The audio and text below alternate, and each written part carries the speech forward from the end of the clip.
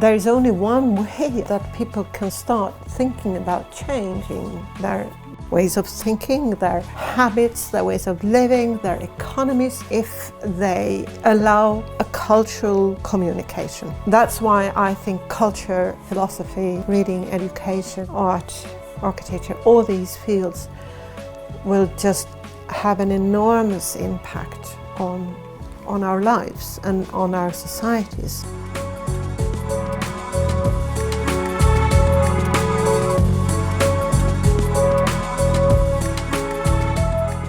It's in an old, now sort of derelict and run-down industrial area, which is very centrally located in Stockholm, just close to the water.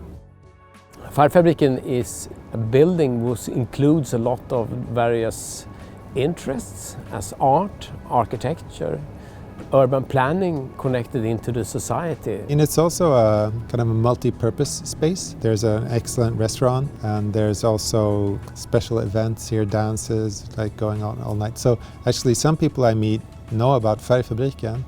They've been here dancing all night and I say I do exhibitions and they go, oh, you do exhibitions? I thought it was a place to go party. So it has many faces, I'd say.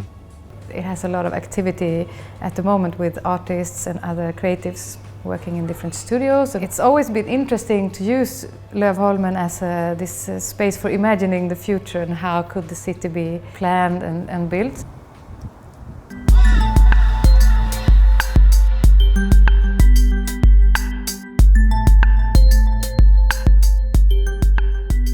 This brilliant house now was, I would say, ruined. It was growing trees inside of the main hall. Even the roof was so trashed and there was no heating or water or anything. And the first time I said, wow, of course, this is an incredible character with this low facade on one end, this deep cut, the topography and how this building is meeting the water. There was still a lot of production going on. The paint factory was still going, etc. And we still have a cement factory here. So once in a while a big boat passes with sand and sort of material for the cement factory, which is quite unusual in central Stockholm. I was approached by Alcro-Beckers, a paint factory, and they told me, we have this old building in Lindéngruppen, couldn't we do something nice with artists and architects?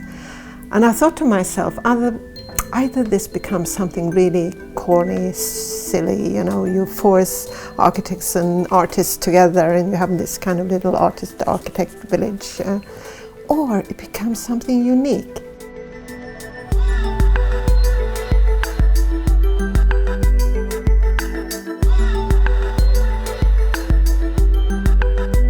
Here in Stockholm it was quite a difficult situation because there was very few institutions working with contemporary art. So we come here in a kind of vacuum because it was our dream. We was discussing many years to starting a new type of cultural institution in Stockholm, which is not a museum, not a gallery, not a traditional Kunsthalle or something else. A meeting point for expressions and for talks and discussion.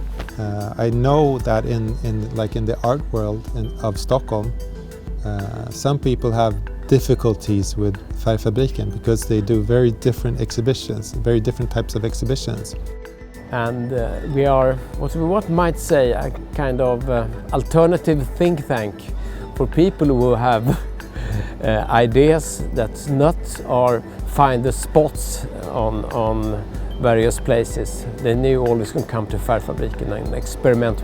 I think quite regularly we do these bigger projects where we gather many actors within urban planning, architecture, creative thinking in general, and makes bigger projects, so, which means that they are both exhibition projects but also huge public program projects. As you see, Färgfabriken is a small place where a lot of fences are around us, but still we have an impact and a part as a culture institution in the surrounding areas and also in the region of Stockholm and so on. During the last 10 years we've been working very much abroad as well with projects in various parts of the world. We have worked very much internationally, so that is also part of our community. This method, Färgfabriksmetoden, the first time we was using these expressions was 2001, 2002 when we do this project called Stockholm at Large. Stockholm at Large is about the development of Stockholm. Because the development at that time was very slow and everybody was blaming each other. The politicians, the construction company, the architects, the environmentalists. So we said, okay, let's bring them together in a more kind of funny, interesting and creative way. But first of all, to create trust. And this method is based on that you don't need to agree of something, but you need to talk to each other. You need to respect each other.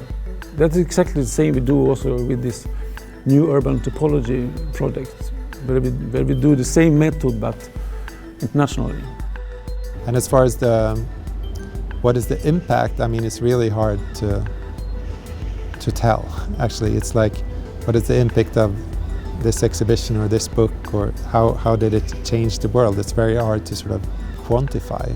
I mean, we did have this exhibition about infrastructure and housing and sort of creating this together. And at that time, this discussion was just starting, so I think it was a piece of the puzzle that eventually led to Stockholm deciding to start building the subway again.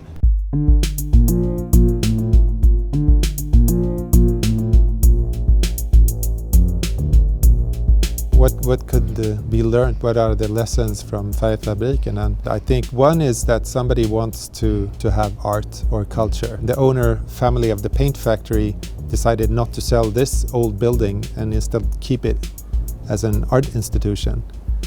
So somebody has to have this will to do something else, but to maximize profits. We know in the cultural world that everything is actually quite fragile.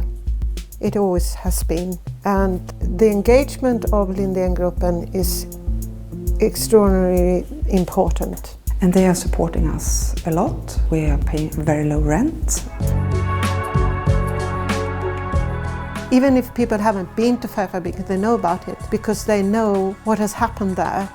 And I think that is important, that people feel that it's a kind of a free zone where things can happen. Even if it is established, it still is a place where people think that extraordinary things can happen.